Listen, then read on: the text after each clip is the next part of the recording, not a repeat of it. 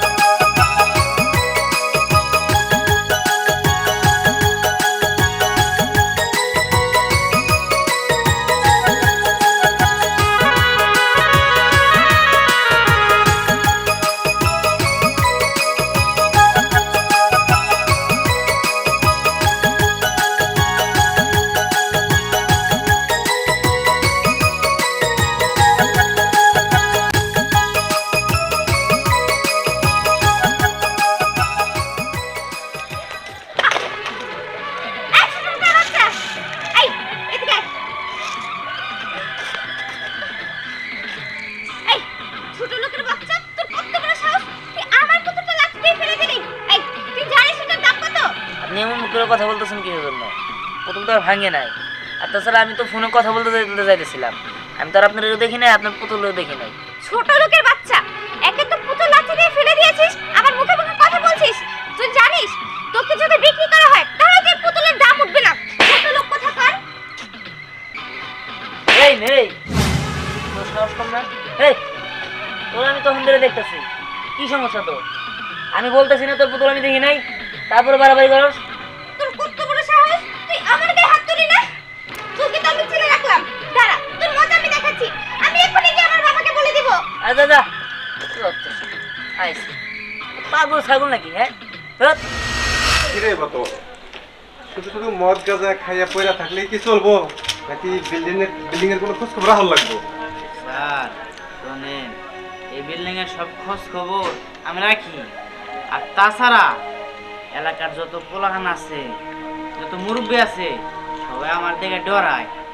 আর চিন্তা করেন না, উনি সবকিছু আমি তো আর বর্ষা। কি হয়েছে মামুনি, তুমি কান্না করছো কেন? জানো বাবা, একটা ছোট লোক না আমার গায়ে হাত তুলেছে। কি? কার এত বড় সাহস আমার মেয়ের গায়ে হাত তোলে? বাবা, ওর নাম দিহান। জানো, ও আমার পুতুল লাঠি দিয়ে ফেলে দিয়েছিল। যখন আমি ওকে বলেছি, ও তখনই আমাকে মেরেছে। কি? ওই দিহান? বোতল? স্যার বলতে হবো না, আমি বুঝা গেছি। আপনি কোন ওগুলো কি করতে হবো? হাত ভেঙে দিমু, পাও ভেঙে দিমু, নাকি একবারে মাইরে হারাম? না, একবারে দুনিয়া থেকে সরাই দিবি। ঠিক আছে স্যার, বিয়ে মনে যাইতেছি, যায় নিয়ে আর একবার দুনিয়া থেকে সরাই দিবি। ঠিক আছে মামুনি, যাও তুমি রুমে যাও, ওর ব্যবস্থা হবে। আচ্ছা ঠিক আছে বাবা। বাবা, তুমি কিন্তু ওকে অল্পতে ছাড়বে না। ওর কত বড় সাহস, ও আমার এই পুতুলটাকে লাঠি দিয়েছে। হ্যাঁ বুঝতে পারছি, দেখো ওর একদম শেষ দিয়ে দেবে। আমি অফিসে যাচ্ছি। আচ্ছা ঠিক আছে। ডাক্তারের কাছে যাই। আরে চাচি, তুমি এভাবে বাড়ি ঘর রেখে রাস্তার মধ্যে দাঁড়ায় রইছো যে? আর কইস না রে, আমি তো দাঁড়ায় থাকা পারতাছি না। আমার পোলাই আইলে আমার দৌড়ে ডাক্তারের কাছে নিয়ে দিব, এই জন্য দাঁড়ায় রইছি। তোমার পোলা রাখুন লাগবো না, চলো আমি তোমারে ধইরা ডাক্তারখানায় নিয়ে যাই। না রে, আমার পোলাই আইতাছে, আয় আমার ডাক্তারের কাছে নিয়ে দিব। তুই যাচ্ছে। আহা চাচি, তোমার পোলাই কখন না কখন আইবো। আরে চলো আমি তোমার নিয়ে যাই, চলো। না রে, আমি আমার পোলারে ছাড়া ডাক্তারের কাছে যাব না। আচ্ছা ঠিক আছে, তুমি তাহলে এইখানেই থাকো। এখানে মরা যাবা, পরে মানুষ আইসা নিয়ে তোমার খবর দিয়া যাবে। না রে, মোর মনে এত তাড়াতাড়ি আল্লাহ আমারে নিব না। আহা চাচি, দুর্ঘটনা কি বইলা কই আসে? চলো না তোমার নিয়ে যাই, চলো। না রে, আমি যাবো না, তুই যা। ঠিক আছে, তুমি এখানেই থাকো, আমি গেলাম। ভালো কথা কইলাম, তোমার ভাল লাগলো না।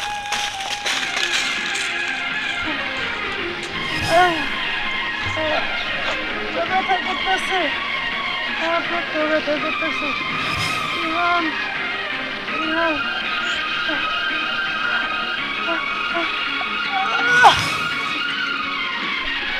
এই রে তোর সাহস তো কম না। তুই সারের মেয়েরা মারছস, আবার সারের মেয়ের পুতুলো ভেঙে দিছস। ওই তুই চিনস না সারে? তুই চিনস না? সারে হুকুম দিছে তোরা জানি দুনে থেকে একবার শেষ করে দিই। তোরাইছি শেষ করে দিতে। এই দেখেন, আপনার স্যারের মেয়ে আগে আমার গায়ে হাত তুলছে, সেটার প্রতিবাদ করার জন্য আমি তার গায়ে হাত তুলছি। সেটা যদি অন্যায় হয়ে থাকে তাহলে আপনি আমার মানেন। ভাই দেখেন, আমার মা অসুস্থ, আমার যাইতে হবে, আমার যাইতে দেন।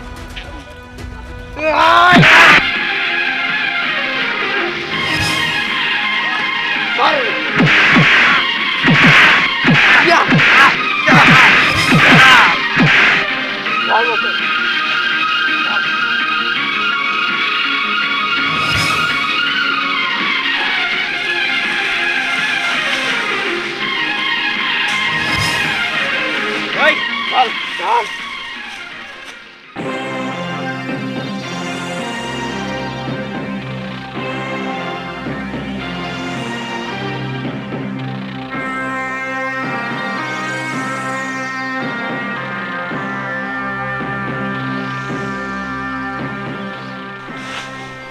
আরে লাশ নাকি? আরে এ তো বেঁচে আছে। এটা তো দিহান। দিহান, এই দিহান, দিহান, দিহান, কে কোথায় আছেন? একটু হেল্প করেন। কে কোথায় আছেন? Help me. এই যে এদিকে আসেন। কিসে? এই যে দিহান অজ্ঞান হয়ে গেছে। আমাকে করে ডাক্তারখানায় নিয়ে যেতে হেল্প করেন তো। এই ধ্যান ধ্যান, আচ্ছা ধরতে হবে। চলেন আসেন।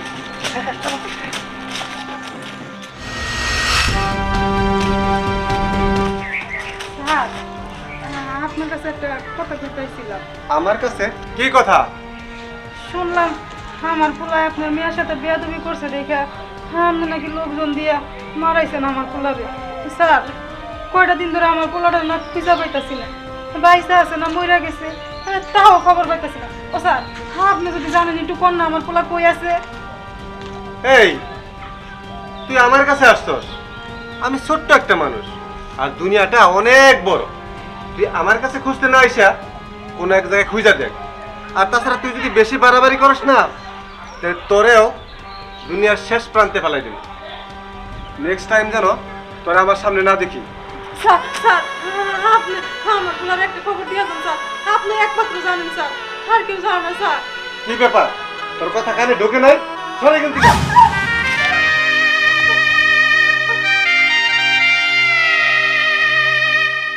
হে আল্লাহ, তুমি এর বিচার করো। আমার বুকটা যে খালি করে দিছে, তুমি দেখো আল্লাহ, তুমি দেখো।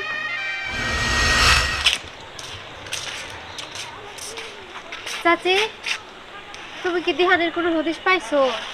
না রে, আমি গেছিলাম আর আমার পোলার কোনো খবর দিতে পারো না।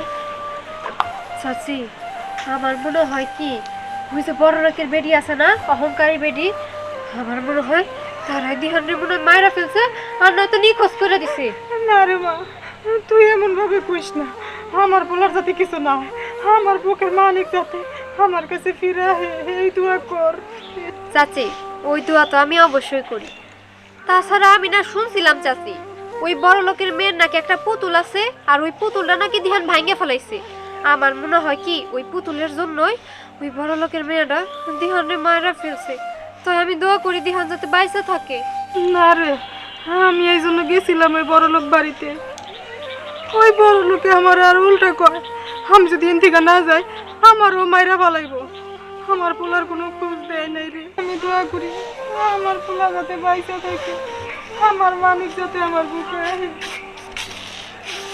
চাচি যাও, দোয়া তো আমিও করি দিহান যাতে ভালো থাকে, সুস্থ থাকে। তোমার কি তোমার মায়ের কথা মনে পড়ে না?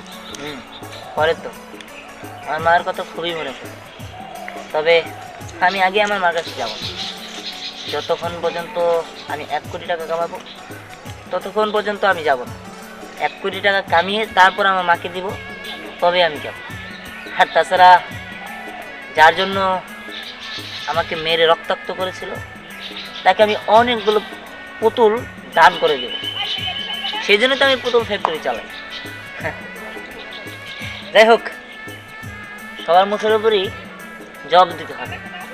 আমার কাছে কিছু টাকা কম আছে, সেই টাকাটা ম্যানেজ হলে আমি ওই বড়লোকের বেটিকে কিছু পুতুল দান করব।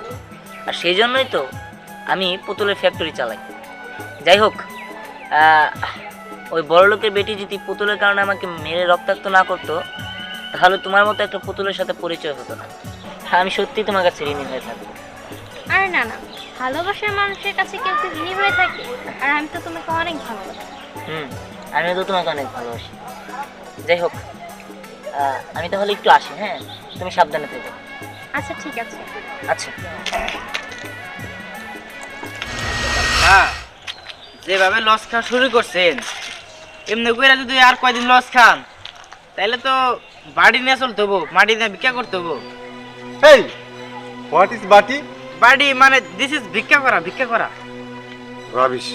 শোন, আমার মেয়ের শিক্ষা প্রতিষ্ঠান থেকে চিঠি দিয়েছে বেতন পরিশোধ করার জন্য। ওর বেতনের ব্যবস্থা কর। স্যার, আমি বেতনের ব্যবস্থা কোনটা করুন?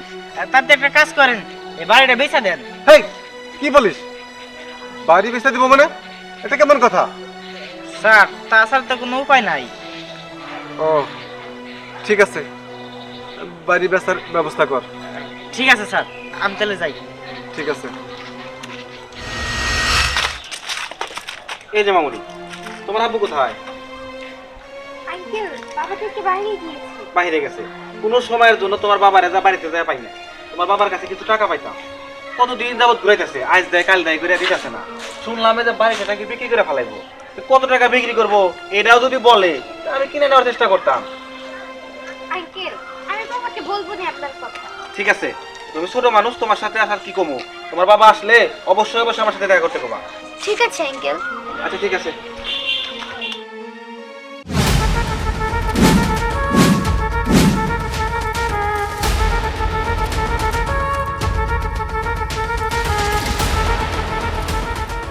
কি ব্যাপার? তুই তুই এখনো বেঁচে আছিস?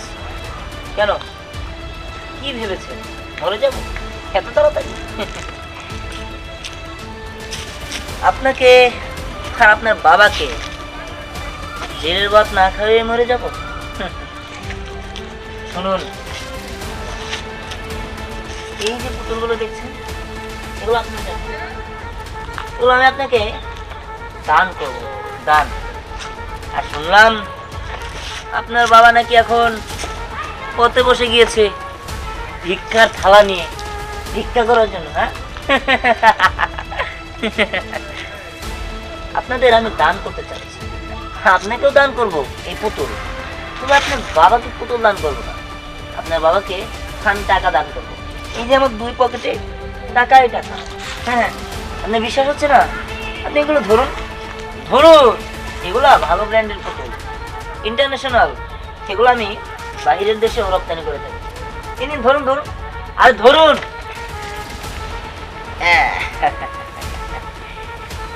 এখানে বেশ কিছু টাকা আছে, ঠিক আছে? এই যে টাকাগুলো, যেই টাকাগুলো আমি অনেক কষ্ট করে ইনকাম করেছি। আপনি জানলে অবাক হবেন যে সামান্য একটা পুতুলের জন্য আপনারা আমাকে মেরে রক্তাক্ত করে দিয়েছেন। আর সেই আমি দেশের নামি দামি পুতুল কোম্পানির মালিক।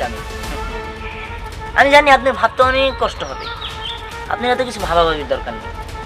আমি একটা পুতুল কিনেছিলাম, আমি আপনাকে পুতুল দিয়ে দিয়েছি, যেহেতু আমি আপনার পুতুলটা নষ্ট করে দিয়েছিলাম। ঠিক আছে, ভালো থাকবেন, হাসি। হ্যাঁ,